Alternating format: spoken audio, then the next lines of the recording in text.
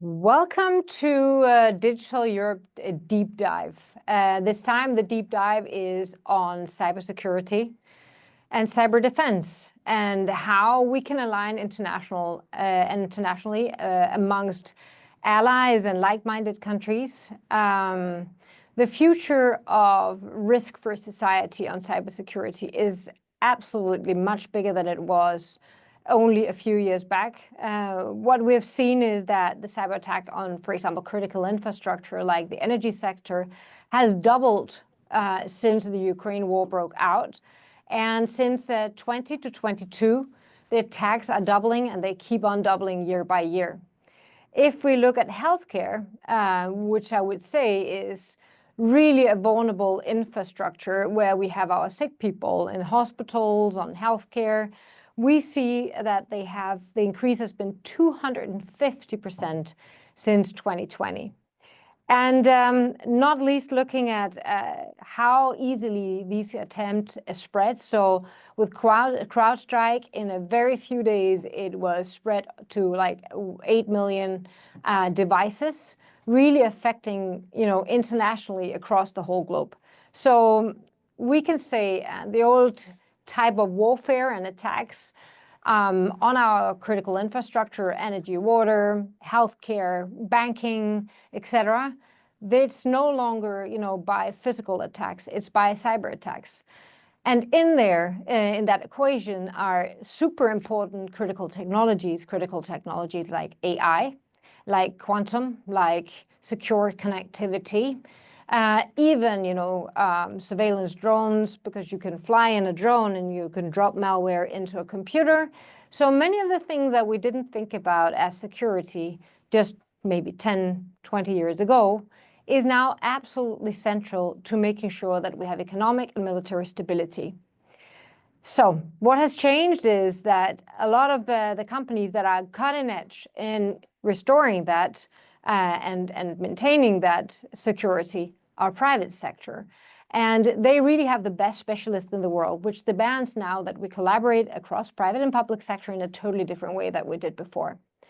It also means that it spreads across borders super fast, and that if you can say at war, well, you would see malicious stakeholders that are from non-like-minded attacking multiple partners and like-minded nations. So how do we make sure that we have the same standards, that we have mutual recognitions, that we have alignment of regulatory frameworks, and that we have the interoperability of basically reacting at the speed of the attackers and even faster?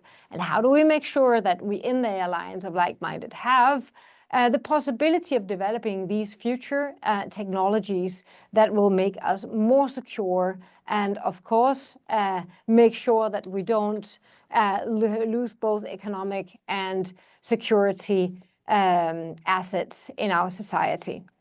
So now we stand in a very kind of interesting situation. US is changing their administration, and so is the EU. There might be other stable players, like we have Michelle here, who also wrote this paper in Aspen on global cyber harmonization together with myself. And but how do we make sure that we continue that path? And what has actually been done? Which are the structures that we can build upon? That is exactly what we're going to discuss here today. How do we align our global regulatory and our standardization framework within cybersecurity to make sure that we can respond and support each other, and that we build on top of the structures that we have built in the last 10 years? So with that, let me turn to the first speakers, or all our speakers here. We have a lot of interesting people joining us today. First of all, I want to thank Aspen Institute. So I'm a part of the Global Cybersecurity Group and have been for, I think, around 4 years now. And today we have Yameen Huq, who is representing exactly Aspen Institute and who facilitates this global dialogue. With us, we also have Michelle, Michelle and I, we wrote this paper, and I hope that you read it, where we are aligning exactly the frameworks and analyzing what are the differences and where can we basically get a common ground for interoperability, for common standards, for regulatory frameworks, and how can we work together in private public sector. Then, of course, we have a stunning panel afterwards for a discussion on real-life examples. I mean, in the end, we can discuss, the frameworks, and we need to do that. But we need to include those real-life examples on how it works, real life. I mean, what is it that we have learned? What is it that works out there? And with us, we have Liesl France, the Deputy Assistant Secretary for International Cyberspace from the US State Department. Thank you so much for joining us. We have Raluca Stefanuk, who is Deputy Head of the unit responsible for cybersecurity in GD Connect, the EU Commission. We have Hazel Castano, who is an amazing cyber professional and responsible for the Global Chief Information Security Officer from Banca di Santander, and one of the biggest European banks. And we have Johan Gerber, who is Executive Vice President and Head of Security Solutions from MasterCard, again, also financial sector, where, of course, we see a lot of the competence lies. And last but not least, from the health sector, we have Alison Miller, who is Chief Information Security Officer and Vice President for Optum, a United Health Group company.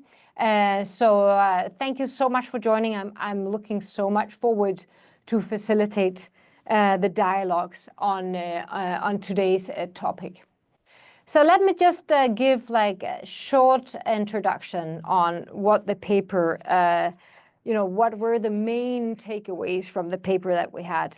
I mean, we looked at several. First of all, the paper looks at the analysis of what has been done globally and what is that we have in common, and where are the first groundstone that we can start harmonizing. So we look at interoperability, mutual recognition through international collaboration. We look at the role of promoting G7 to promote public-private partnership. And when I say G7, I'm talking about the G7 Hiroshima process, which has multiple other like-minded stakeholders in there. As I said before, it's been very difficult to find common footing in the UN due to different opinions and a mix of the full global non-aligned community at the moment with the war in Ukraine, of course, and the attackers, Russia. How can we, through G7 and other forums, align the legal frameworks that we are working under, also under attack, for example? And of course, how can we decrease the fragmentation of standardization? Let me give you an example.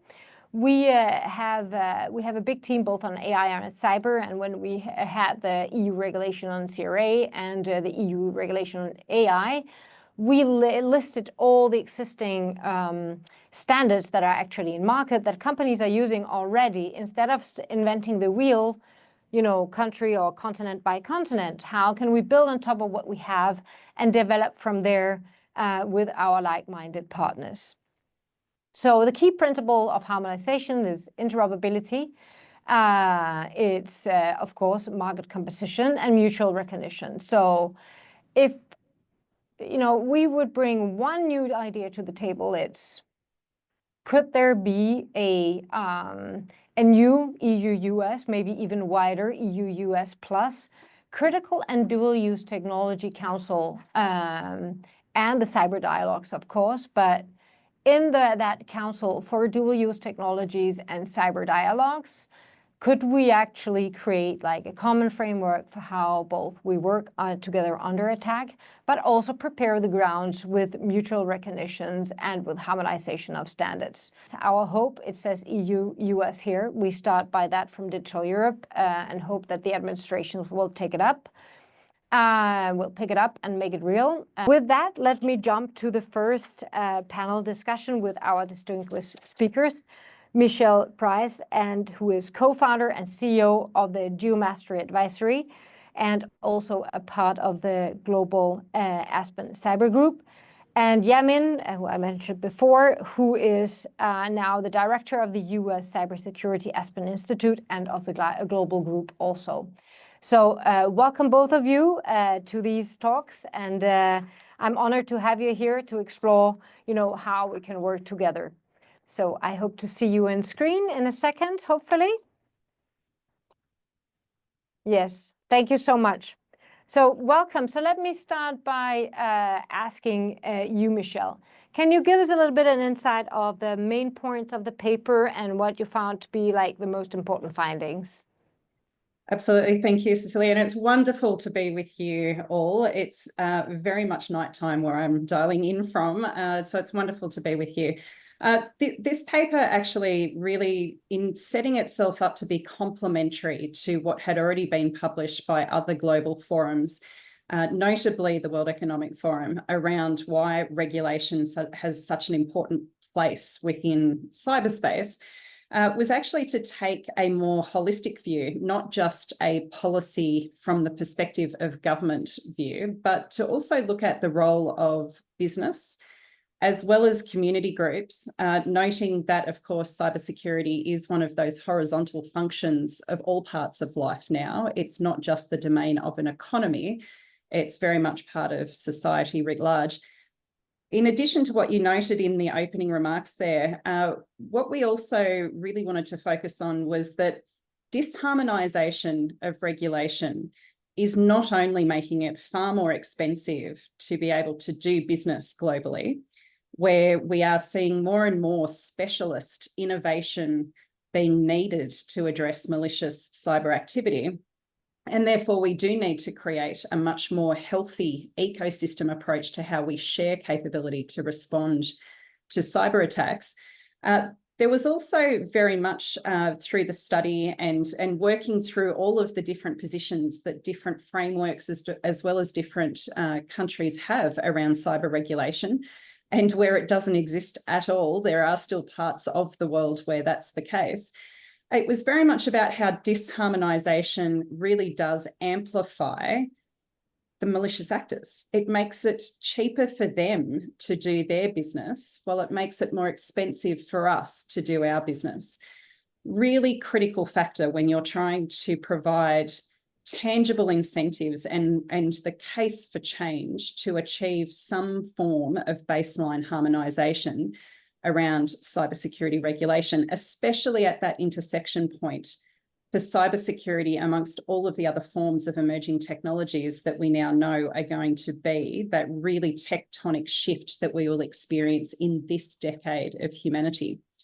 So that for me was one of the really big takeaways, that it's very hard to ignore for any business leader, any government leader, but also any community leader, to ignore the fact that we are, by continuing on this track of not achieving harmonization in cybersecurity regulation, we are making it cheaper for the bad humans to do their business. Thank you so much. I mean, it also touches upon the kind of the problems that right now are rising, that we have, in UN, we have Russia, we have China, opposing views on security and of course also on business. So why do you think? I mean, is G7 plus, is that one of the places? Are there other forums where we can actually develop, further on this? And do you think, I came up with an idea before saying, like, could we do an EU-US plus, or a like-minded club for dual use and critical technologies?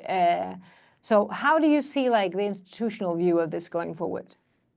Yes, I think that the G7 model provides a really good framework for us. I think that the one thing that we could improve on the G7 model as a framing for how we can take this forward, noting that, sort of the multilateral forums that are very much born out of post-World War II are not really serving us anymore, especially when it comes to the role of cybersecurity and regulation, is to also make sure that we really genuinely do have the breadth of business representation as well as community representation in those forums. And I think that the notion of what Digital Europe is proposing around a council is a very, very productive one.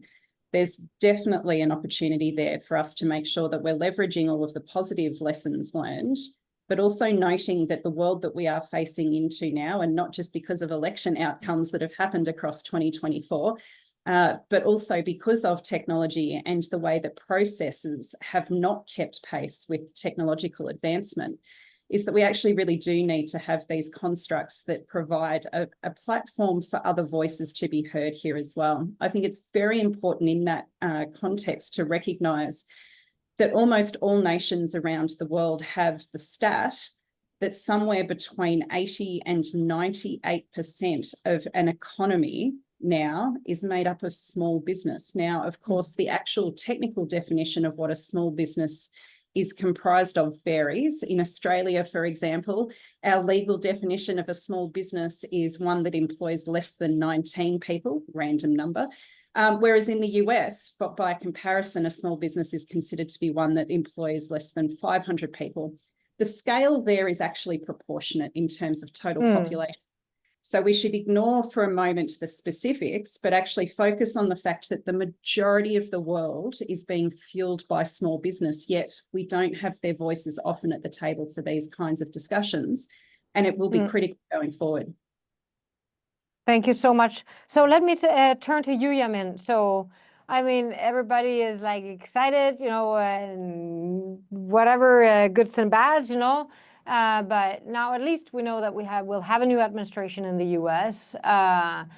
You know, there has been super good dialogues with the EU-US cyber dialogues. There has been like a huge commitment to you know, cyber diplomacy. There has been huge commitments to G7. So collaboration has really, you know, in the US raised the bar over the last. Do you see that continuing? And what's your prediction on you know, the US leadership on this area? Well, thank you so much for having me. It's always exciting to have conversations like these. You know, I'm dialing in from Virginia, so the other side of the world from Michelle. So it's really cool to be able to continue this dialogue.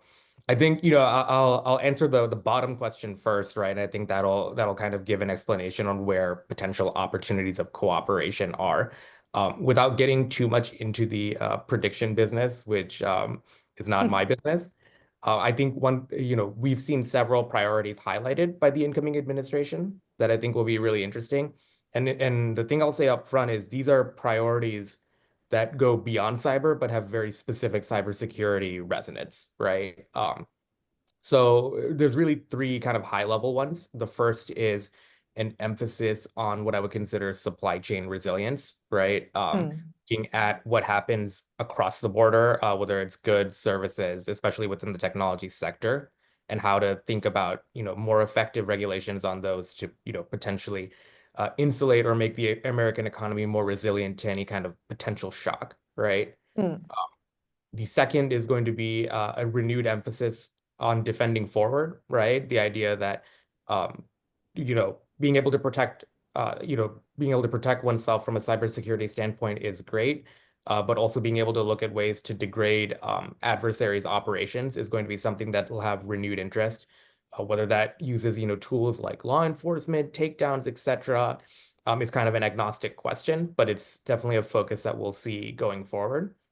And then the third one, I think probably the one most relevant to this conversation, is the issue of, you know, regulatory, you can call it streamlining, cost cutting, things like that, right? And this is something we're going to be seeing, you know, even beyond the cybersecurity space, right? There's a lot of interest in regulatory harmonization in the world of, you know, AI regulation, data privacy, places outside of technology, etc. And within that space of streamlining, you know, a couple key shifts I'll highlight. We had a pretty significant shift in how we do regulations over the last few months. We've had multiple Supreme Court cases that kind of changed the structure. You think of Loper Bright is probably the most famous, and what that did was it overturned the Chevron doctrine. Without going into like the minutia, what I would basically say is it puts the onus back on Congress, the legislature, to be able to better define what the goals and mechanisms of a particular regulation should be, as opposed to giving more discretion to the executive branch to make those decisions, right? what that means in practice, obviously, is you'll need much greater congressional involvement, right? How the work that Congress does to define regulation and its underlying purposes is going to be much more important. You'll see less of an emphasis from the federal government on relying on much older statutes to interpret and create new kinds of regulation, right? So there will be a less of an emphasis on using laws from, for example, like the 70s, right, to be able to do cybersecurity rulemaking. So that's at a high level, that shift. And then the other major regulatory shift I want to highlight is also really harmonizing the role between the federal and the state government. We have so many different regulations and laws in both cybersecurity, AI, and data privacy at the state level.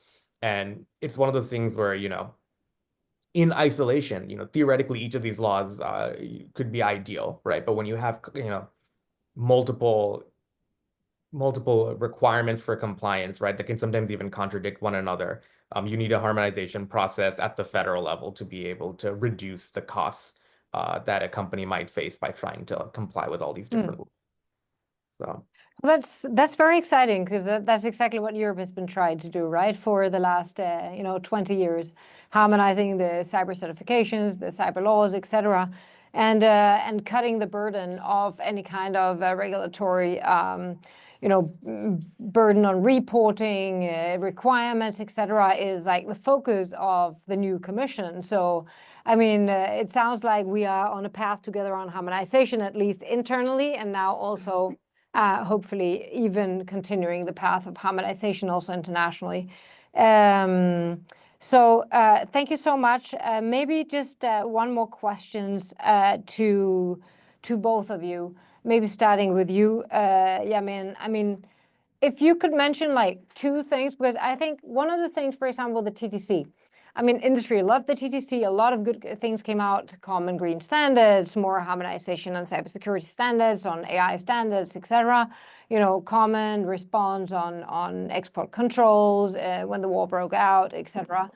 But one of the things that we didn't see like huge, like closed door, like really discussions with industry. There was a very quite a low industry involvement, and the dialogues were more like, how can you say, you come in, you give your advice, and then you go out again, but not really like a dialogue. So if you could improve that, how do you think that we can change the way that we run that private-public sector dialogue? Or is there anything that you can think of that can improve the dialogue between administrations and companies often are the one that can solve the problem and who holds the knowledge and who knows how we use the standards, etc. So how would you see that role of private sector, and how can we improve the dialogue? that's a great question, and it's one at Aspen that we're currently very involved with, right? Like I think with every new administration, there's always an opportunity to rethink how we do public-private partnerships. So we're having a lot of conversations about, what that looks like within the U.S., right? So a couple of interesting things come up in industry that I'd like to highlight. I think the first is oftentimes we get married to the mechanism, right, without talking through what the underlying goals of what a partnership ought to be, right? So I think there's a lot of conversations now about, what is the underlying goal of a particular partnership, right? And how do we harmonize the particular mechanisms with regards to that goal? Historically, when you think partnerships, right, even the examples you brought up are primarily around information sharing, right? That's probably the most standard kind of partnership you hear about, especially in cybersecurity. I think there's some interesting opportunities in the next administration to expand and deepen other kinds of partnerships as well. There's, when you think about things like infrastructure development and such, there's an opportunity to further expand partnerships within like research and development, for example. Another area of strong interest that may be a unique opportunity would be the area of workforce development and skills enhancement. There's a lot of interest in the current administration and also the next one as well around really, rethinking how we develop skills across the economy, right? Beyond like the traditional, college-based model. What kinds of partnerships can we do with industry, whether it's, trade school, apprenticeships, etc. I think there's a real opportunity for that to be, another way to deepen relationships between industry and government and, ultimately improve those conditions. So I'm going to ask the same question to you, Michelle. I mean, you heard like skills, looking at R&D collaboration. How can we scale cyber skills across, the society? Can we work out methods together in like-minded nations on how to do this and do it in one way so everybody understands the same when they're under cyber attack? Is there anything you think of when you think about private-public sector partnership? And we have the ISACs, for example. I'm sure that we'll hear that in the panel in a second, right? Are there models that really works that we don't need to invent something, so we can basically have even more concrete, discussions between private and public sector? Yeah, I think if you take what we were saying earlier about the model that the G7 provides, and you link that with the model that the ISAC and ISAO model provides, I think we actually kind of come to a really pragmatic and practical environment to be able to collaborate between governments and the private sectors. One of the key issues that is a bit of an elephant in the room here is that, of course, a lot of private sector organisations, and this is likely to come up in some kind of a way in the next panel, is around the ability of governments to provide safe harbour. I'm going to speak frankly here. The ability to limit liability within discussion forums is incredibly important now, because we can't rely on trust anymore. When we look at what the really critical factor of success over time for the ISACs and the ISAOs has actually been mutual trust. Outside of the US, we obviously can point to the Financial Services ISAC, or FS ISAC, which is now properly global. It still relies on a network of trusted relationships between those key CISOs.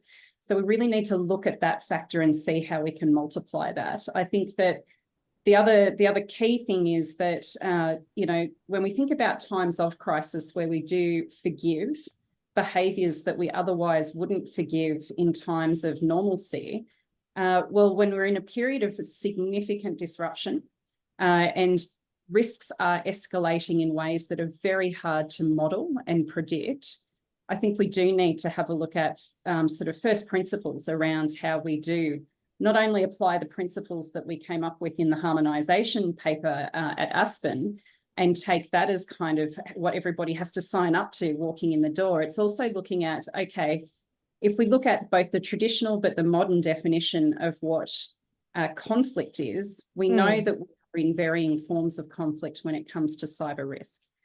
So therefore, why do we still apply these forms of liability to have a conversation and understand what we're really dealing with? So very, very interesting, because exactly as you say, there's the policy dialogue on the standards and the interoperable standards. That's a must, because once under attack, we need to exchange information. And if we can't use each other, then we need to send it by an email or something like in written form. It's going to be super difficult, right? But what is really the future of conflict you're also mentioning, right? So the next step after, what if it goes wrong, right? I always said that Article 5 in NATO says that cyber attacks on vulnerable infrastructures like hospitals and water and energy is basically an attack. So it's very interesting to also discuss the next one. How do we create a trusted community that we can basically move fast under large-scale attacks on critical infrastructure, for example, which is making us extremely vulnerable. And I think that is exactly where we need that trusted environment between public and private sector to be able to move as fast as we don't need to call like 100 different countries and they need to ask, 10,000 people, but that there is some kind of unit that is already trusted with handling large-scale international attacks. Maybe that's the next paper. Maybe exactly. I think that there actually is something in that there for another paper, because I think once people stick their necks out in sort of proposing how these things could operate, then we actually see a flurry of activity and discussion around these things. If we put aside whether or not it was successful or not, it's always subjective in these things, but the UK's sort of playing around with the regulatory environment for open banking is a fantastic physical as well as intangible mechanism of sandboxing this kind of thing. And so when we think about that and apply it to escalating conflict, whether that's in the digital domains, the cyber physical domains, or the physical domains, actually that sandboxing kind of approach within inside of the kind of trusted networks that the ISACs or the OSAOs might give us or the G7 might give us. These are really important things to be focusing on right now, especially because of the compounding effect of AI and whether or not we can actually trust the information that is being shared when it's being shared directly between machines without human intervention or oversight. So sandboxing and experimenting within those trusted ecosystems right now is becoming critically imperative. Thank you so much. So, Yameen, I think you have two global international ladies who would like to look into that area in a new paper, maybe. So let's see if we can work on that. Thank you, both of you. It was super helpful. Thank you, Yameen, for also looking a little bit at what are the priorities of the new administration in the US. How can we build upon what we have already done? Thank you, Michelle, for looking at also, okay, we need to harmonize the regulatory standardization, interoperable, mutual recognition framework, but maybe we also need to learn to work in a different way when really solving real-life conflict. And with that, let me turn to the excellent next panel. Please do remember to put all your questions in the chat. I will not let you ask the questions until the end, but please do put all your questions and we'll pick like 2 or 3 of them, and the rest we'll try to see if we can answer after the event. I will share them with all the speakers, and we will try to follow up with the participants afterwards. So turning to the next excellent speakers, I trust that we have everybody online now. Am I right? I'm just looking at, thank you, Julia. Online we have Raluca Stefanok. She is Deputy Head of the unit responsible for cybersecurity in GD Connect, which is the digital branch of the European Commission. We have Liesel France, who is the Deputy Assistant Secretary for International Cyberspace Security at the US State Department. Welcome, Liesel. And we have Hazel Diaz-Castano, who is the Global Chief Information Security Officer for Banco de Santander, an amazing professional and responsible for cybersecurity in the bank. We have Johan Gerber, the Executive Vice President and Head of Security Solutions from MasterCAD. And we have Alison Miller, representing also one of the critical infrastructures, the health sector, the Chief Information Security Officer and Senior Vice President of Optum, a United Health Group company. So welcome all of you. I'm super honored that you all came here today. Let's make it interactive, and don't hesitate if you have other things that you would like to answer, then just twist my question and make sure that you get your points out there and heard by everybody. So let me first turn to Liesel. So Liesel, I mean, we have seen a very good and close collaboration between the EU and US, but also globally on cybersecurity coming from the State Department. And of course, now changing administration, and everybody's looking towards US. Are they going to continue their leadership in cyber diplomacy, in new cyber regulations, alignments with international partners, etc.? So how do you think that we can continue this? And so first one, what's the things that you think that we should build upon, that you're most proud of, and how do you see this kind of international collaboration now continuing after the elections? Well, thank you, Cecilia, and thanks so much for having me here today. No easy questions, of course. And perhaps I'll start by saying that I really appreciate the paper that you put forward. I really like the idea of thinking of it as a symphony, because it evokes, at least for me, maybe I, from a little bit of a musical background, but it evokes the different sets of instruments. It evokes a conductor and a stage manager, and needing to take all of those kinds of things into account. So I really appreciated the metaphor there. So perhaps I can start with setting the stage of where we are right now.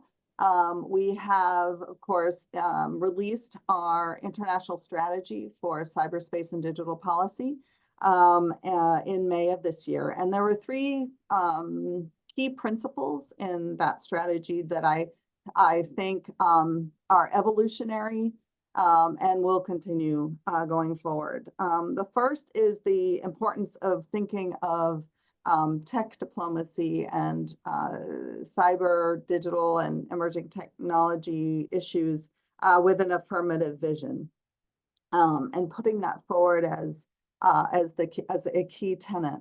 The second principle is thinking holistically about the entire tech ecosystem, you know, something that we're referring to as the full stack, from cables to cloud, or from subsea to satellites. And then the third principle is one that's really our key overarching framing concept, which is one of digital solidarity. And that really reflects all of the objectives in the strategy about how we work together with our allies and partners, how we work with stakeholders, and how we come to common objectives, whether it's standing up together to hold malicious actors accountable, whether it's providing foreign assistance for countries in need, or whether it's working with stakeholders in any number of ways to address that trusted digital ecosystem I mentioned.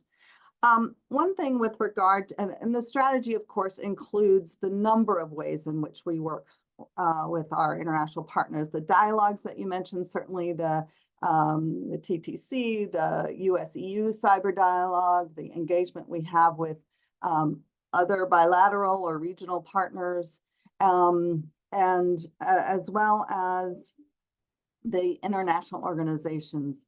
And so our work really resides in each of those kinds of formats, or each of those kinds of venues. As we look to harmonizing regulation, though, I think one way to think about it is alignment. Another way to think about it is integration. And we really need to work together to get to where we think these venues are the best suited to get to the objectives that we need with regard to regulation. I really think that the venue needs to be fit for purpose. The processes need to be fit for the topic, because there's so many aspects of cybersecurity, as your paper outlines. So with regard to, you know, there's the G7 process with regard to looking at AI governance, say, and the outline many aspects of the TTC and the areas in which it has worked. Cyber diplomacy resides in the US-EU cyber dialogue, as well as collaborative elements within our agency constellations. And you mentioned the UN, and I guess I would just say that with regard to the UN, you know, with the cyber aspects that have been addressed in the UN are really geared around responsible state behavior in cyberspace. And so we need to really think of that as the venue for addressing the international environment, the set of norms for state behavior that the framework for responsible state behavior puts forward, and the and confidence building measures. And how we take that forward in the UN is one thing. I'm not sure we would necessarily look to the UN for cybersecurity regulations or even standards, but for discourse, discussion, and setting that international environment. But maybe I'll bring it home a little bit with regard to regulatory harmonization.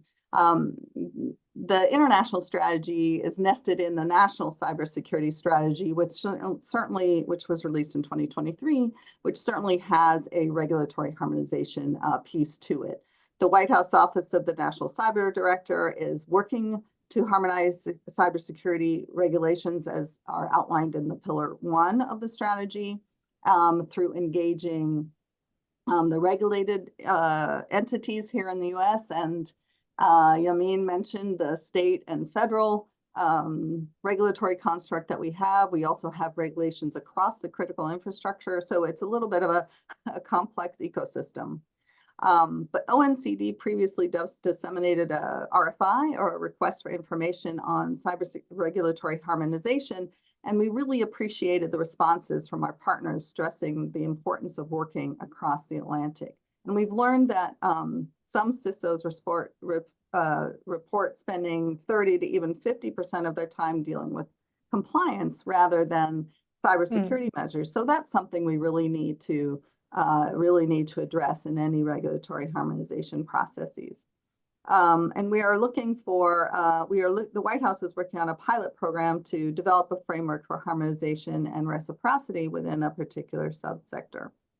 So there is a lot of activity happening with regard to doing it nationally, but we really need to make sure we're doing it sort of nationally and internationally in parallel, so that we're not trying to put a square peg into a round hole, shall we say. So back to the issue of being fit for purpose, I think there are a number of venues out there, of course, the international standards bodies with regard to working together across geographies and across sectors for standards for cybersecurity and other elements of connectivity, but also looking at a venue that might actually be able to bring stakeholders together and have the conversation on the front end of developing regulatory constructs in any of the cybersecurity issues that we face, as you noted. The G7 may be one, the OECD may be one as well, given their work on cybersecurity guidelines and their focus on things like market competition and interoperability and transparency. So that's perhaps one venue to look at as well. Yeah, thank you so much, and totally right. I mean, UN focus on state behavior. Is there actually a possibility also to act on malicious state behavior? That's the second question. But I totally agree on the standardization agenda. As you said, it will be very difficult to harmonize both regulations and standards there. So okay, but now, I mean, with the US, the changing environment, let me turn to Raluca. I think, Raluca, that you are online now. And we've seen a commission that has been like harmonizing really, rules across Europe, and now is looking at, easing the burden for companies. How can we make it even easier to, not do so much reporting, have quicker responses, etc. How do you see the vision for the next commission on cybersecurity, and also on international in the international how can you see harmonization, collaboration with like-minded stakeholders? Maybe just one comment before handing you the floor. I mean, we've seen the US, they have, an army of cyber and digital diplomats around the world. Now, many nations are, putting cyber diplomats. Is that also in the picture? If we look like beyond regulation and harmonization, is that also at play now? Is US or EU looking at doing, exactly cyber diplomacy more structured also? Or, yeah, I'm looking forward to hear your vision on how the new commission will shape those agendas. Thank you very much, Cecilia. I'm also very happy to be here. It was also a last-minute replacement that Christiane is also apologizing for not being able to make it here, but she had like a last moment, unexpected engagement she had to attend to. So I'm happy here to be here eventually, and also have fruitful exchanges with you, because indeed these are interesting times also when it comes to a very complex and volatile cyber threat environment. But as you just mentioned, in the Commission, in the European Commission, we are also, at the moment when we will have a new commission recently who was just confirmed and will very soon take office on 1st of December. So it's also a time to reset priorities and take stock of what we have achieved and what we would be focusing on now for the next mandate of the Commission. I think it goes without saying that we would all agree here that indeed the cyber threat environment is quite complex and marked more and more by sophisticated and numerous threat actors and also quite complex geopolitical system. If I am to mention just some very recent incidents when it comes to threats, the subsea cables incidents that you are all aware that occurred very recently between Lithuania and Sweden, the cables between Lithuania and Sweden and Finland and Germany. So these are aspects that kind of trigger a need for proactive actions, resilience, preparedness, and response. And we see that cooperation internationally is absolutely key with like-minded partners in this very complex and dynamic setting of cyber threats. It's true also that it was already mentioned here that we, with different partners, might have also different ways of intervening of the different instruments. It is clear that, for example, at EU level, we had quite a regulatory take recently when it comes to cybersecurity policies. And now we are also entering, let's say, a new stage of implementing the very important horizontal cybersecurity legislation that we have put in place when it comes to protection of critical infrastructure, but also product security and the relevance for supply chain. But even if we might have different instruments at our disposal or different frameworks, with like-minded partners, there is a lot of room of cooperation and to mutually reinforce not only preparedness, but also, ways to boost operational capabilities and also to have our frameworks more synergized, let's say. And you have just mentioned, Cecilia, that indeed one of the priorities that we will have at the Commission would also, other than making work and implementing effectively the regulatory framework that we have put in place, is also facilitate compliance of various actors with this framework. And we look as one of the top priorities of the Commission of further simplification, for example, when it comes to reporting obligation, but maybe not only that, would be looking across the board how we can facilitate this and then exchanges with our partners and practices and ways of ensuring that we facilitate this, especially for entities which are active globally, would be one of the aspects that we would be looking at. Internationally, we have, of course, a variety of instruments that we are using, like the cybersecurity, starting with cyber dialogues that was mentioned here, in particular with the US. We have quite advanced cooperation in that with, and I want to thank Lizel for our excellent cooperation. And also this dialogue have been evolving over time towards more and more, let's say, practical deliverables, and it shows that there is quite a lot of room to ensure that this cooperation can go very practical ways on a wide range of work strands. We also have cyber dialogues with other partners such as the UK, Japan, South Korea, and also have ways of ensuring very close cooperation on cybersecurity through other fora, maybe wider digital dialogues or digital partnerships like we have with Canada, for example. And we also, of course, have quite different ways of engaging, and also including cyber dialogues and other with Eastern Partnership countries. Already, I would mention here cyber dialogue with Ukraine, but not only the cyber dialogue, with also a lot of strands of supporting and cooperating on cybersecurity issues, Moldova and so on. And in wider fora, it was G7 was mentioned here several times. There is also now more focus with the working group on cybersecurity, where we also find that in that circle of like-minded partners, one can have important achievements of getting on the same page of more strategic aspects when it comes to cybersecurity. So supply chain security is one of the aspects on which the work of G7 on cybersecurity is focusing now, but also other initiatives like the counter-ransomware initiatives, where we are also quite taking an active involvement. maybe to jump now to this question about cyber diplomacy, of course, it is more, the remit that we are working with our colleagues in External Action Service from the EU side. And certainly we would be considering also for the next commission of how to, let's say, recalibrate the priorities that we would have also in that area, and how could we best use what we have cyber diplomacy toolbox. But I don't know, how much one can talk about the cyber diplomats, army or resources are always kind of a particular challenge also in this area. I was mentioned just in the panel before that I've heard, the challenges that one has with not only with resources but also with skills is also one priority that we are paying quite a lot of attention to lately in the EU. Maybe just to mention some core cooperation areas that we see in particular in our international work and work with like-minded partners that I've also briefly touched upon before. So it will be resilience of critical infrastructure, both resilience, preparedness, but also, exchanges, good practices, and seeing how could one cooperate better also when it comes to response.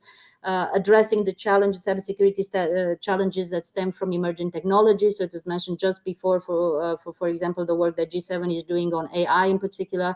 So there also we are looking at this through different angles, ensuring that we are also having an effective take of how we work on cybersecurity challenges in the AI, but also at EU level. Now we are also paving the way, let's say, to a roadmap to ensure that post-quantum cryptography, it's also picked up when it comes to critical infrastructure and public administration entities, and that also our member states would be prepared to go to transition to post-quantum cryptography, at least for critical infrastructure and public administration entities.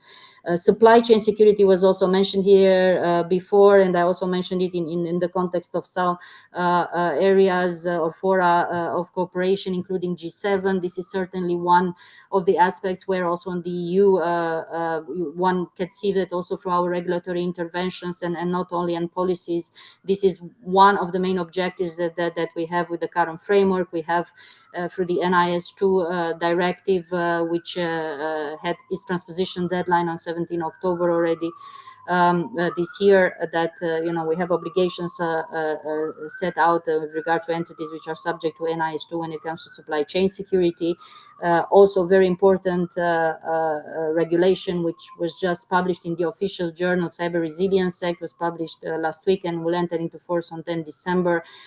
It's also a very important piece of this wider framework when it comes to also supporting supply chain security. So Cyber Resilience Act will have a transitional period of 3 years, but it will introduce at the EU level the obligation for all hardware and software accessing the European market to follow cybersecurity requirements, including security support throughout the lifetime or for the time these products are expected to be in use.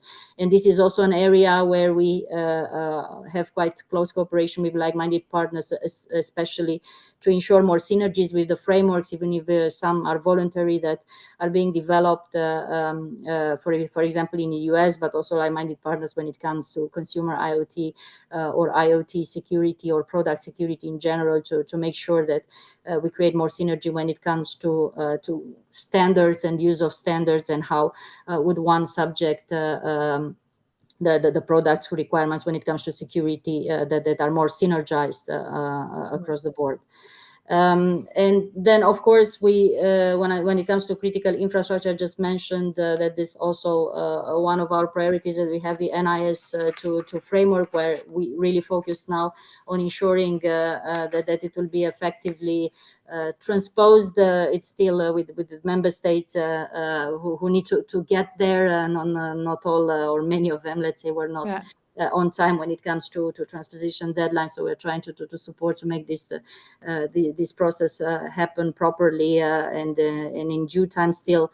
But we also look at when it comes to cooperation in this area, that critical infrastructure exchanges, good practices, and also from the angle of cyber defense and the cooperation that we have in EU with NATO, and to see also how we can make more effective use of our tools and cooperation of these communities. And I also mentioned areas like counter-ransomware initiative, where we also are quite actively participating through various work strands there. I would stop here, maybe looking forward also for the exchanges. Yeah, I'm exactly. I'm a little bit conscious of time, and I'm always running behind. So I'm going to try to also make sure that we have more time to talk. But just one conclusion after, or maybe like sum up. When I hear both Liesl and I hear you, Raluca, I'm hearing we've done all the regulation. Now we need to cut the burden and make it more efficient, collaborate even more, make sure that we harmonize even more. And I hear the words supply chain resilience, defense, trusted partnerships, concrete best practices. And this is exactly, I mean, how the private sector is thinking, right? How can we make it easy? I mean, once under attack, we're not going to like start looking what the law is. We're going to solve the problem. And either we can solve the problem or we cannot solve the problem. And how do we spend our time wisest? I know, what are the innovations that we need to do to basically solve problems that cannot be read only in a regulatory or a standardization framework? That's kind of the groundwork that we all do more or less the same, so we can work together using existing standards or new standards, and etc. But once under attack, what do? We need to be agile, communicating, collaborative, and have trust.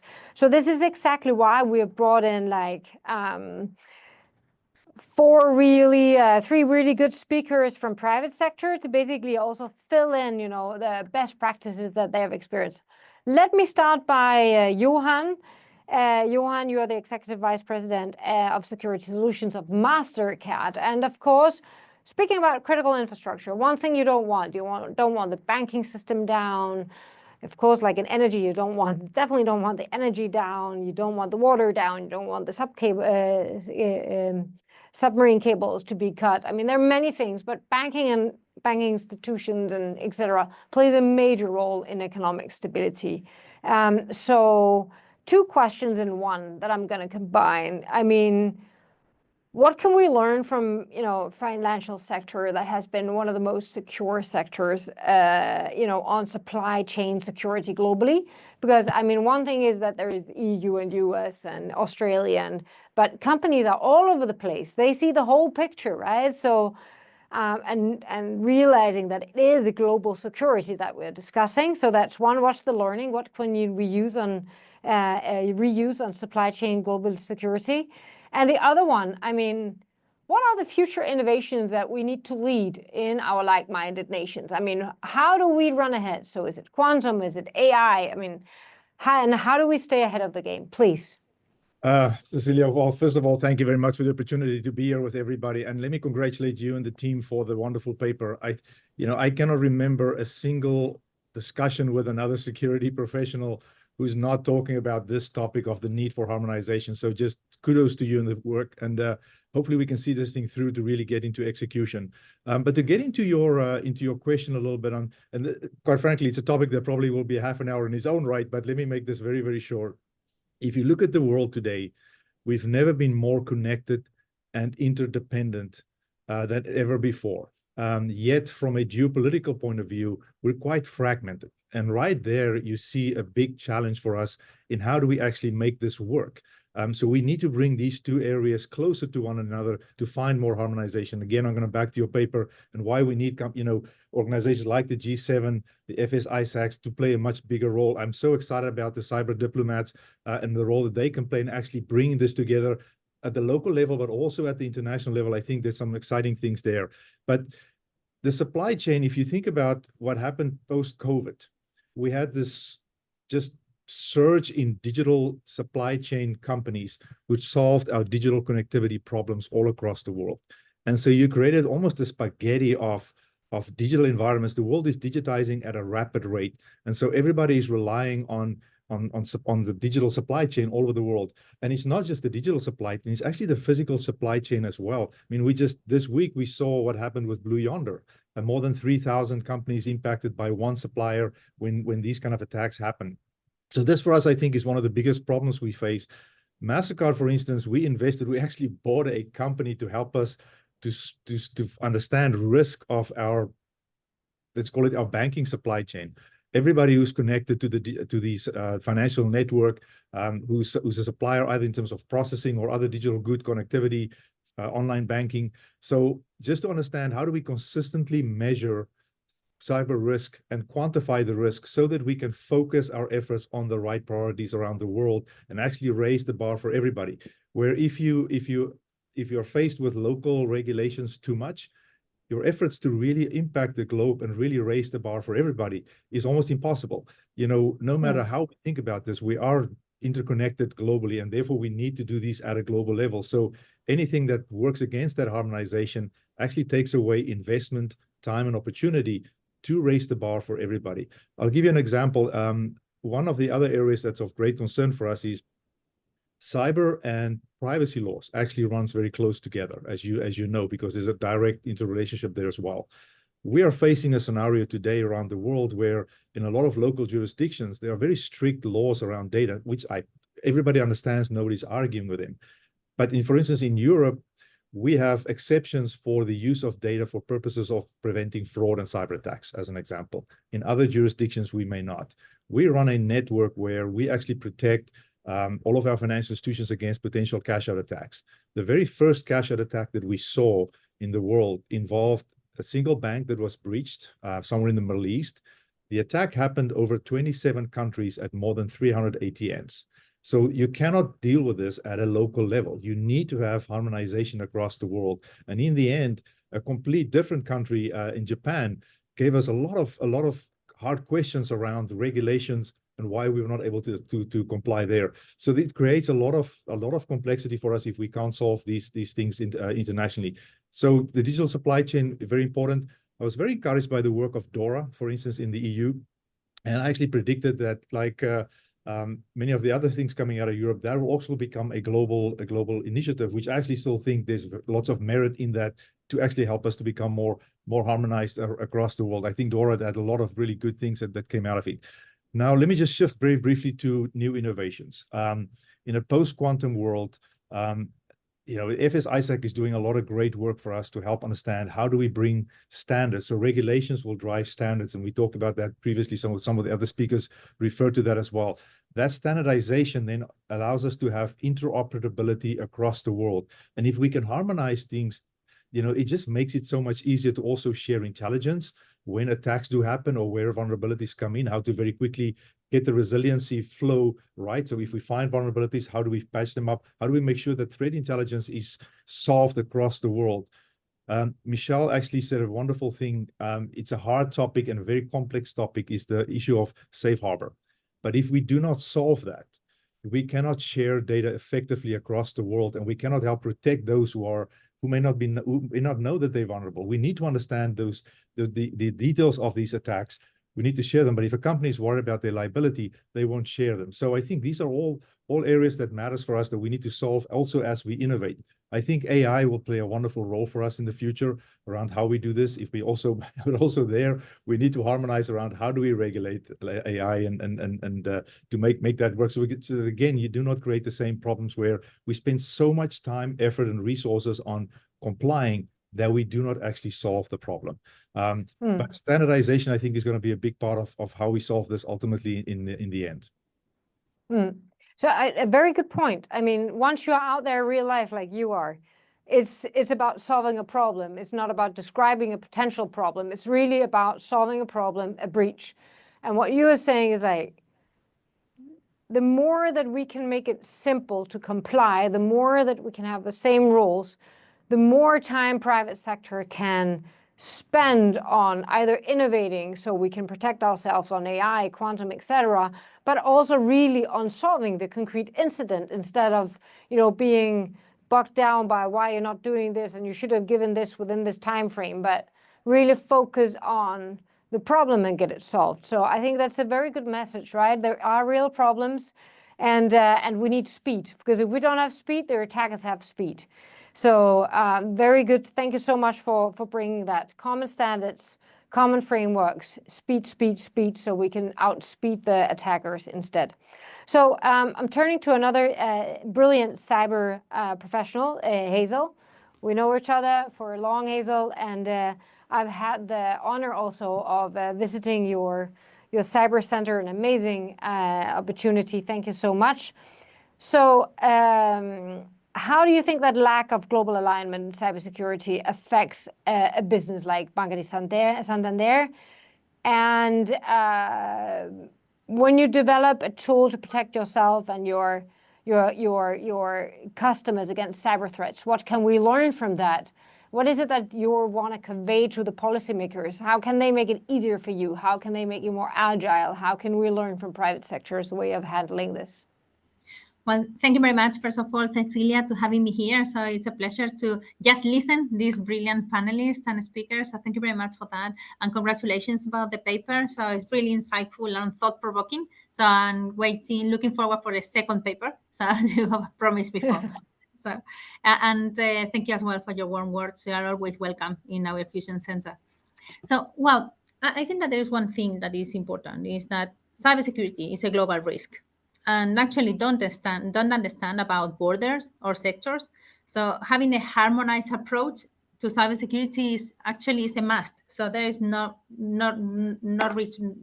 brainer there. So we need a harmonization approach. So Santander as a global bank, so we have a diverse footprint. We work in a complex and fragmented regulatory waters, which actually creates a lot of uncertainty.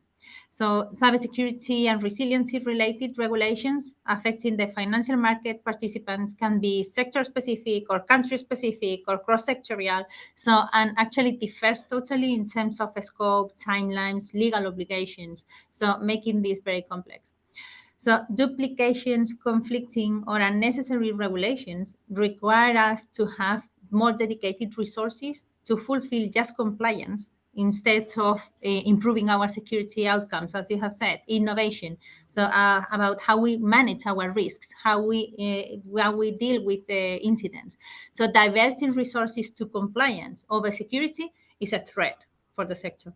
So, and although such regulatory fragmentation may not be considered as a strategic vulnerability per se, it's creating significant delays and burdens for the financial market participants when dealing with cyber risk management and cybersecurity incidents that are by nature borderless.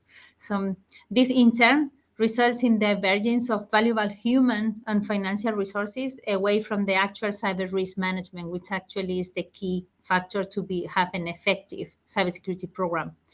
So there is one threat that this regulatory complexity may lead to have a tick in the box compliance attitude instead of having a more risk management approach, which is crucial.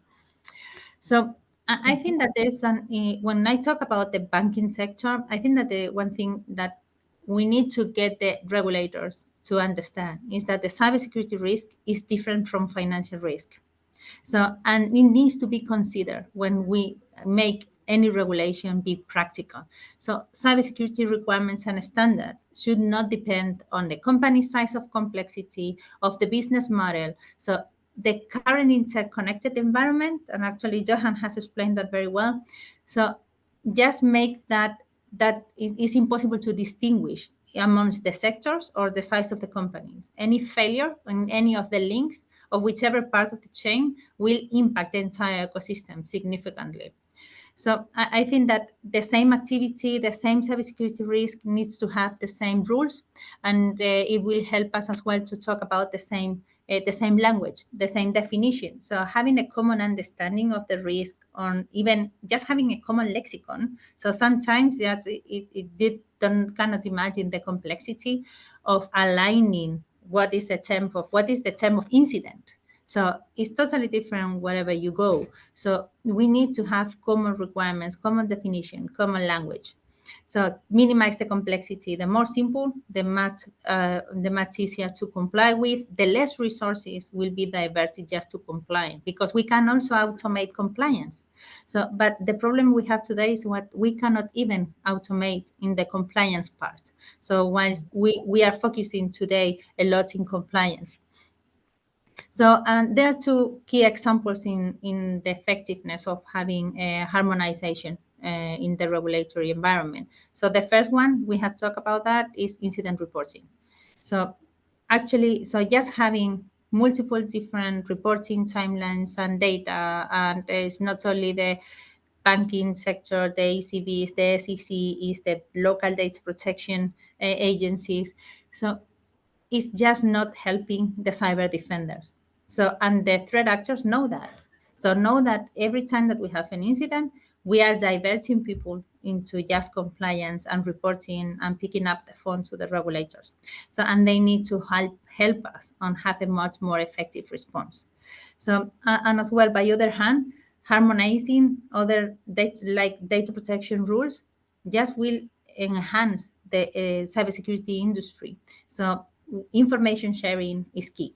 So, but for that, we need to ensure that we break the data protection regulations. I know, and we have to comply, and we have to be a responsibility with our citizens, but with certain guardrails. So we need to find a way to having a much more information sharing capability, because it's the only one that will enhance and will get us to have a more effective cyber resiliency in Europe. Great. I think that's a very good example on when regulatory frameworks hit ground. They might be with good intentions, but if you have like 24 hours to solve something and you need to send like endless amount of explanations on something, but not really getting help back, I mean, so the attackers will say like, well, you know, it's like a football match. If the competitor is focused and you have your mind somewhere else, you're going to lose. You know, so how do we make sure that we actually, through our frameworks, are listening to the industry on what is important, and that there is a trade-off on, you know, having to comply within like a timeline that is too rushed or cannot share the info on the, although if sharing the info would actually make the world much safer for us. So I also hear what you're saying is like, let's go back and look at all these regulatory frameworks and say like, what actually works and what doesn't work? What makes us faster, agile, safer, and what makes us slower, diverting our resources, etc. And then let's take that path and harmonize that across the like-minded nations, so we are at least sure that we are faster than the attackers. Is that like a little bit of summary? Yes, a very fair summary. So you have a spot on. So I think that in cybersecurity, efficiency and reducing our time to detect and respond is crucial. So, and the only way is that we have a very agile and fast response. So you have a spot on. Yeah. Yeah, I mean, I think it's super interesting, because maybe intentions are there, but maybe if we don't sandbox our regulations before it comes into force, before it becomes the regulation, maybe we can do much more like sandboxing once the regulations are evaluated, we see what works, and then we can basically shape the regulation afterward. And maybe that is the process towards international harmonization, having some of the best cybersecurity companies sandboxing different kind of regulations and really listening and doing analysis on what works and what doesn't work. So turning to Alison. So Alison, you are Chief Information Security Officer and Senior Vice President of Optum, a United Health Group company. So, I mean, health sector as on a heavy attack, right? From hospitals to health companies, and it seems to be just a vulnerable place where you can hit people hard, right? And I return to say that is actually exactly what warfare is, how it's defined in our NATO treaties. So tell me a little bit about, I mean, how can this lack of harmonized cybersecurity globally affect health services? And what are the best practices that you would like to bring to the table from the health sector, you know, for everybody here to learn on how to increase security? Please, the word is yours. Thank you so much, Cecilia. And first, a big thank you to you and to the Aspen team. I thought the paper was really important as we think about synergizing the rules and simplifying the rules from a regulatory perspective, but also creating a platform for how to respond and how to react. So it's an honor to be here with this esteemed panel. I was jotting several notes down as I was listening to my panelists talk, because several of the comments that they made were the same as some of the comments that I was going to make around really simplifying and harmonizing the regulations. Let's get descript and simple on things like MFA is mandatory. Now we know that there is no one technology that solves everything, but it's an incredibly effective speed bump right now. And instead of debating it and doing risk assessments to see if you need it, we know it's the one thing that can stop some of the inappropriate access and sale of that comes from the sale of stolen credentials from access brokers, which is the #1 way to affect ransomware. The other thing that I thought was important when Johan was speaking was around the supply chain, because you can't even take, it's not just not taking a country by country approach and thinking about this as a global human problem, but also there is not one sector, whether it's healthcare, energy, water, financial, that is mutually exclusive to a problem that may happen in another sector. So we need to align together and understand that our power is greater in that respect. And then Hazel was mentioning, borderless, borderless security. And I really love that thought, because our adversaries know no borders. They collaborate and they're ahead of us right now. And if for us to be able to shift the paradigm from continuing to react to attacks to being proactive, we've got to come together under a common header. And these are the types of discussions that start to bring us together and to unify that. And it's got to be a combination of not only government sector, but private sector and academic sector. So how do we think about bringing that together, and what could that harmonization look like? And as I was contemplating this thought for our discussion this morning, one of the things that came to mind is in healthcare, we all understand that healthcare research done on a global scale, and there's tons of data out there from the World Health Organization that effuses the importance of global participation in healthcare research and how it advances the innovation in medicine, how we ensure we have diversity of perspective, how we ensure that there is community engagement so that we have fair representation. That ontology, or that language, to me was very similar to the cybersecurity challenge that we're trying to solve. Vulnerabilities continue to morph in any kind of technology, just like we see flu viruses continuing to evolve. There'll never be just one injection to inoculate you from the flu. There's never going to be just one patch to inoculate you from a technology problem, because technology is as perennial as the grass, and it will continue to change and evolve. And so if we are not unified together, we're just not going to be able to win this battle. So I think it starts with the simplification of the regulations in very black and white. Here's what needs to happen, and here are the rules of entry. Even if we just think about things like starting with access controls, we don't maybe need to define every incident, but starting with freeing our intelligence, that threat intel and the timeliness of that threat intel being delivered could be the difference between a company having a really bad day and being able to defend themselves. My first experience and exposure to this was several years ago in 2017 when WannaCry hit. Some of our companies in the United Kingdom were getting hit, and we were all woken up in the US, got on a war room. And once we realized what they were dealing with and we had the threat intel, we were able to set up a proactive counter threat war room for all of United Health Group. So we were working very closely with our partners and our businesses in the United Kingdom, and then also around the globe in every other country that we operate in, not just the US. We had a proactive threat war room running because we wanted to counteract that before we could. The ability to get that information quickly, and it was relevant, and we understood how it was working, and we understood what we needed to do, allowed us to ensure that not any other digital property in United Health Group was affected by that incident. And so again, it was another parallel for me for the importance of cyber threat intel in a usable format that we could share quickly.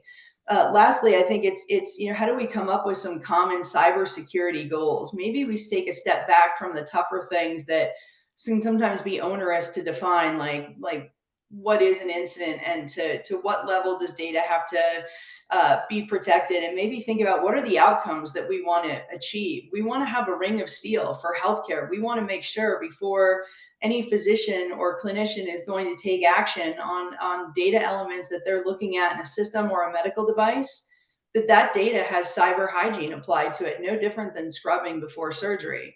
What would that cyber hygiene look like? And if you think about the limited number of technologies that we have, and the fact that everybody on this call is using many of the same technologies, I think that we could sit down and say, what do outcomes like that look like? What should perimeters look like? What should access controls look like? How do we bring those together? How do we simplify certain things in the reg? Like, you have to do MFA.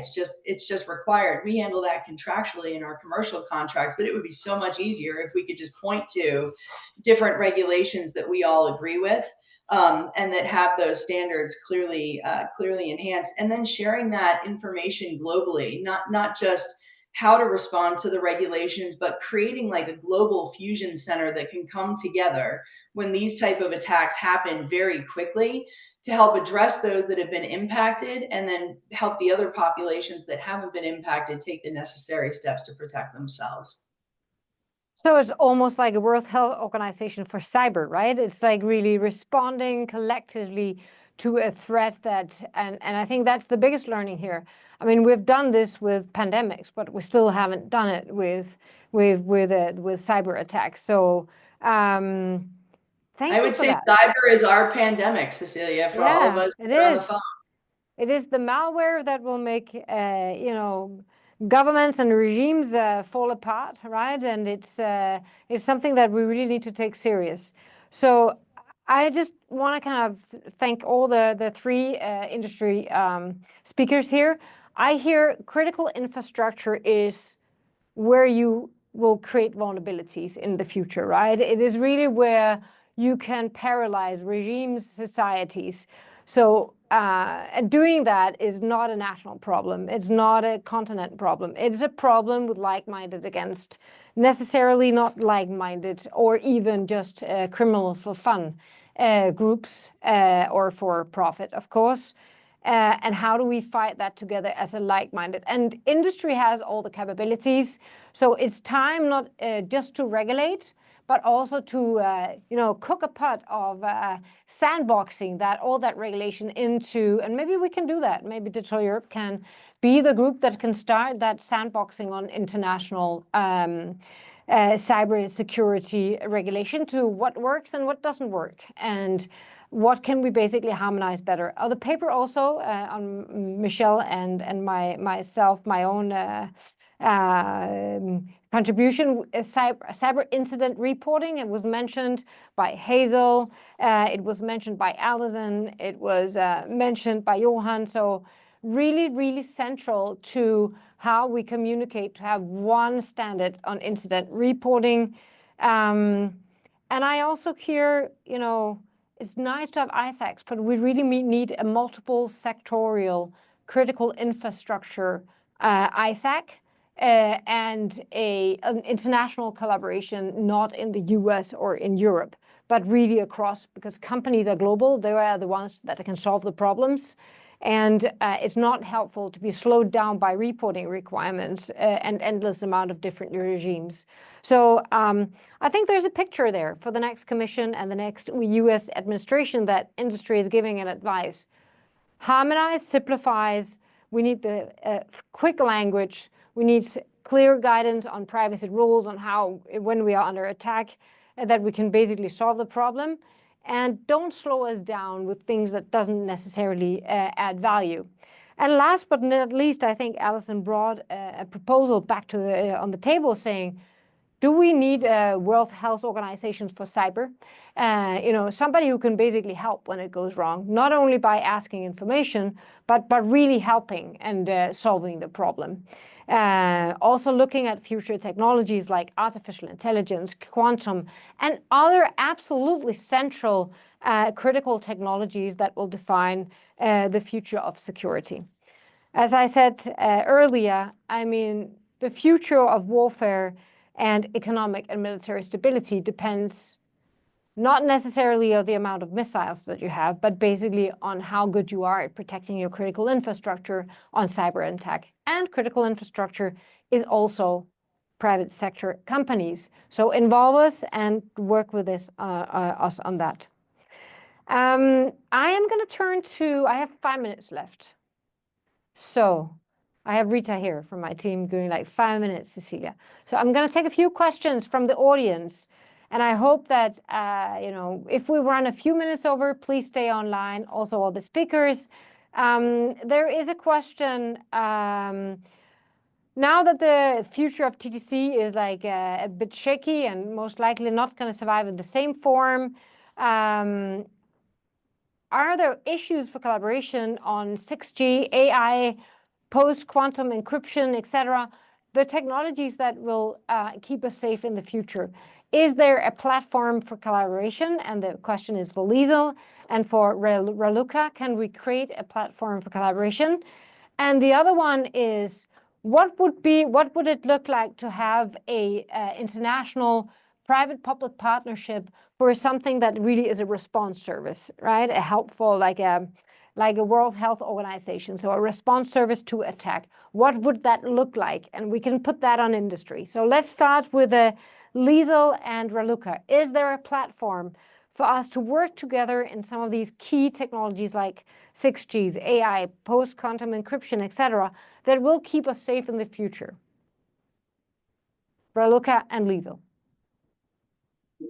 Listen, so you raise a good, this is Liesel, you raise a good point about whether things will last in the next administrations, not just ours, but also in Europe. But I think that the imperative for working together is something that we have always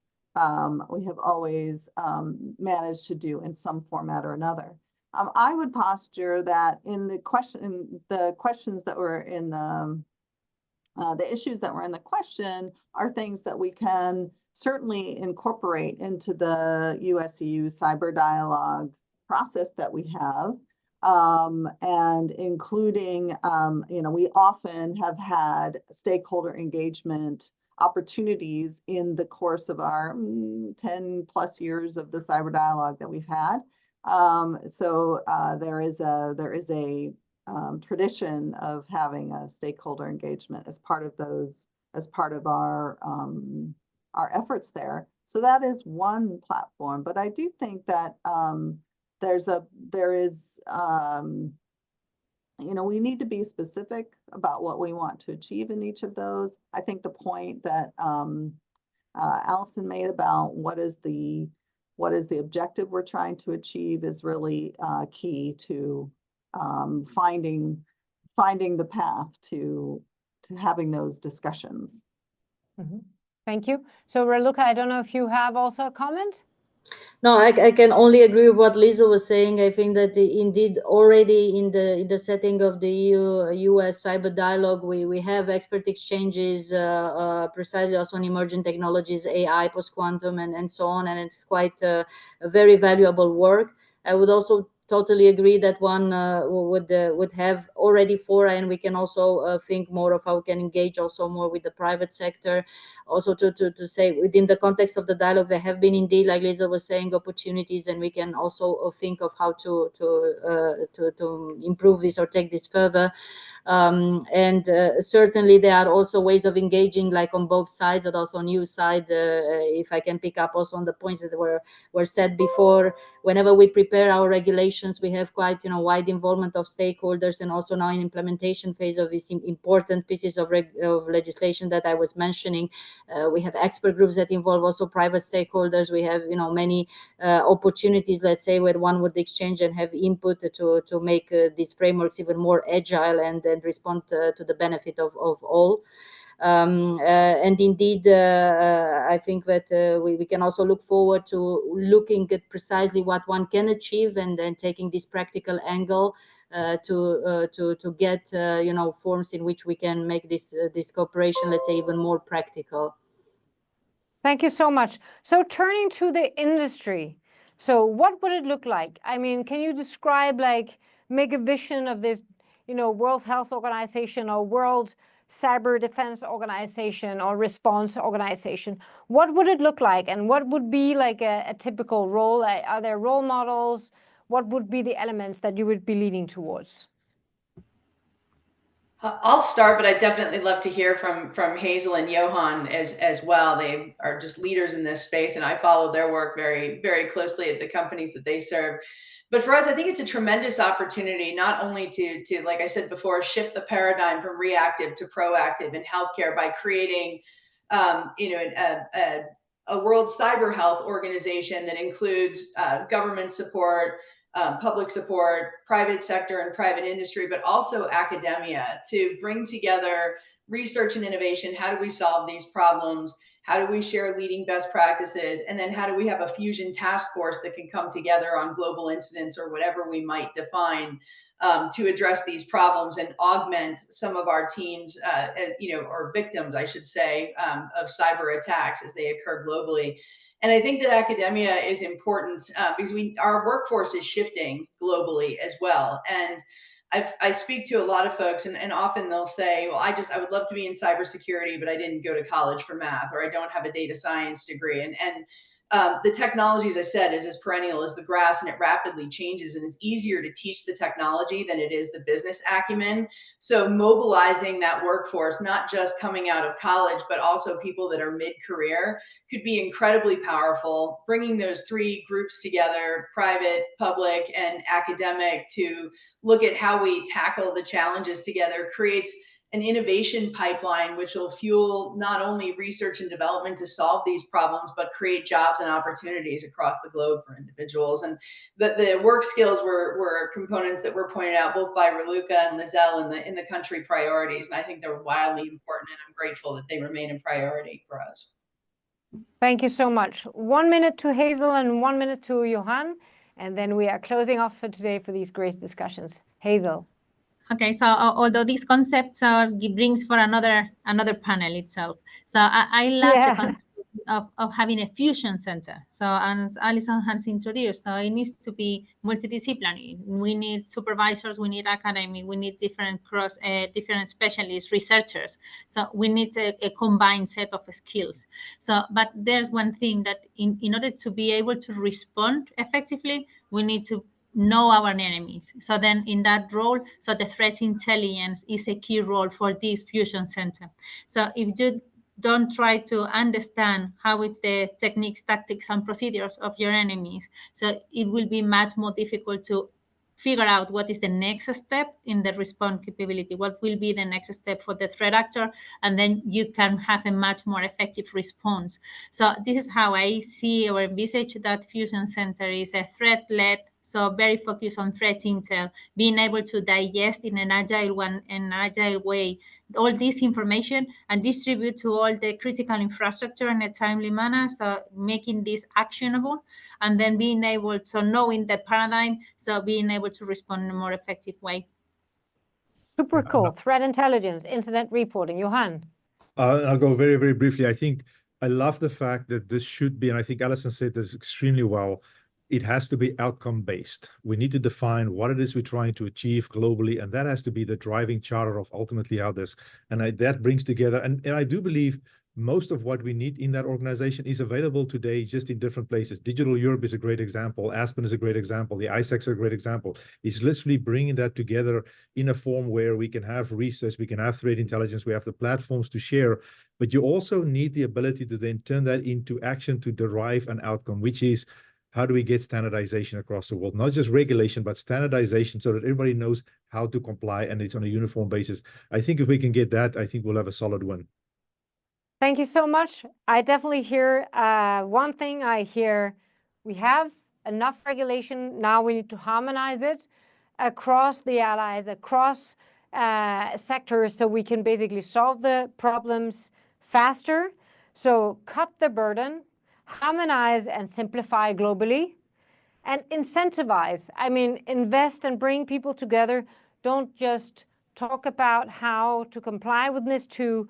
Invest in, protection of critical infrastructure, development of new tools, and bring together different stakeholders with a goal of fast response to threats and standardization of our responses, so we can be faster than the enemy and more agile. Listen, we're not going to solve all the problems on cybersecurity today, but I think we managed to bring forward a great group of people. I am very grateful that you all came here. Some of you are in Australia and some of you are in the US and others are in Europe. We're all from all over the globe. Thank you so much to Aspen also for being one of the platforms that we work with to harmonize the thinking and really solve the big problem. And thank you to the EU Commission and to the US administration also for tapping in here and, you know, keeping the same the path going towards a much more secure future. Thank you everybody for listening in, and stay safe out there.